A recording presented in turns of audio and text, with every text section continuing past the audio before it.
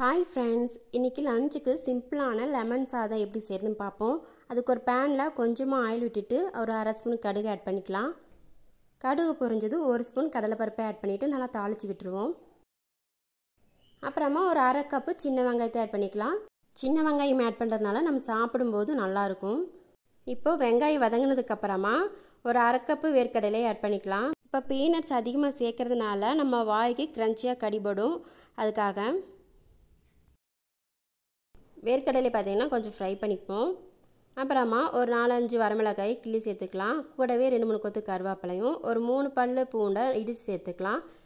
பூண்டு சேர்க்கறதுனால நல்லா ஃப்ளேவராக இருக்கும். இப்போ எல்லாம் சேர்த்துட்டு நல்லா ஒரு வாட்டி வதக்கி விடுவோம். இப்போ எல்லாம் வதங்கிடுச்சு. கூட ஒரு அரை ஸ்பூன் மஞ்சள்தூள் சேர்த்து நல்லா கலந்து விடுவோம்.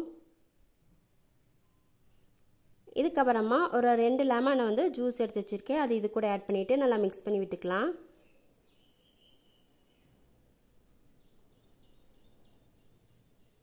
இப்போ லெமன் சேர்த்துட்டு நல்லா மிக்ஸ் பண்ணி ஆயிலெல்லாம் பிரிஞ்சு வந்துடுச்சு. இப்போ நம்ம ரைஸ் சேர்த்து பண்ணிக்கலாம்.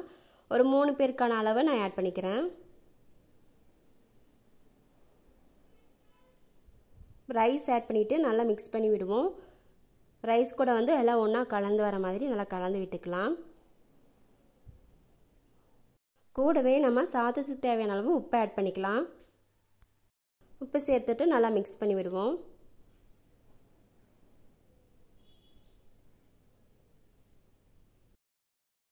இந்த ரைஸ் பார்த்திங்கன்னா நம்ம குயிக்காக ரெடி பண்ணிடலாம். குழந்தைங்க லஞ்ச் பாக்ஸில் ஈஸியாக செஞ்சு கொடுக்கலாம். அவங்களும் நல்லா விரும்பி சாப்பிடுவாங்க.